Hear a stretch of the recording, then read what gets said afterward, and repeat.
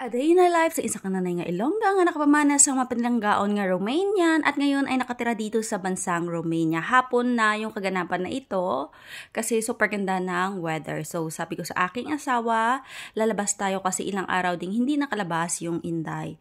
So ayan na nga, nandito na kami sa aming sasakyan at inaayos ko na si Inday sa kanyang upuan. Pero yung aming tatay is nandoon pa rin sa aming bahay kasi tinatanggal niya pa doon yung aming mga basura. Yes, alam niyo naman na every time na kami ay lumalabas, kailangan talaga naming dalhin yung aming mga basura.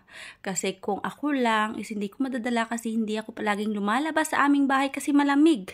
So, ito na nga, tinatapon na ng aking asawa yung basura dito sa may basurahan. Mag-iikot-ikot lang kami dito sa aming city, then after that is mag-grocery kami kasi wala na kaming pagkain doon sa aming bahay. At sabi ko sa aking asawa is mag-take out na lang kami dito sa may KFC kasi hindi pa kami nakapanyaga.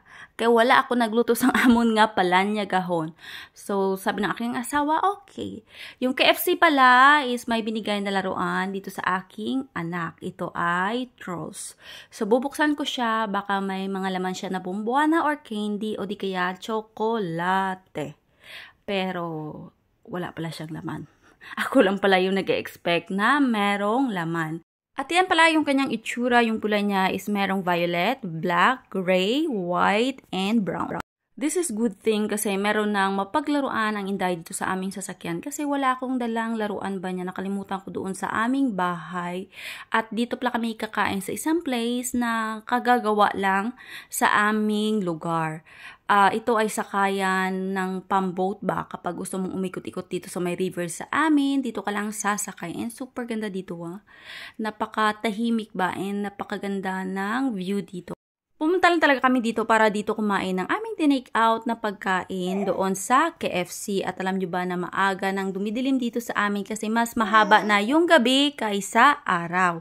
Nandito na pala kami sa my store at tingnan nyo naman, napakadami na ng mga nagagandahang Christmas decor dito. At alam nyo din ba na dito sa aming city, mga 2 weeks before December, is ngayon ka lang talaga makakita ng mga decoration para sa mga Christmas decor kasi parang late itong aming city ba. Late ginadeliveran sa mga Christmas decor. So ayan nga, 'di ba? Napakagwapa. Pero ngayong taon kasi is hindi ako magde-decorate ng aming Christmas tree. Yung magde-decorate is yung aking biyenan kasi nga 'di ba, uuwi siya and mag-celebrate siya together with us. So sabi ko sa kanya, ikaw na yung mag-decorate kasama yung iyong apo. At ako naman is next year doon sa aming bahay and I'm so excited na mag-decorate doon. At nandito na kami sa counter kasi nakabili na kami ng mga pagkain na kailangan namin sa aming bahay at yan yung Inday nakapila na dito sa my counter. At ito pala yung sinasabi ko sa inyo, temprano pa lang ini. Ang oras is 5:30 yata kung hindi ako nagkakamali. Pero madulong na siya, alas 8:30 na.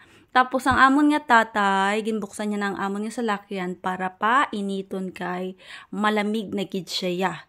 Tapos yung tatay na lang namin yung maglalagay ng mga pinamili namin sa aming sasakyan kasi nilalamig na yung Inday. Tapos yung Inday kasi is kinukuha niya yung kanyang kalo. So hindi talaga maganda na magstay kami dito sa labas. At yan na nga yung tatay namin. Nagsisimula na siyang maglagay ng mga pinamili namin sa aming sasakyan. At alam niyo naman kung saan kami madalas na nag-grocery is dito sa my local store which is Penny.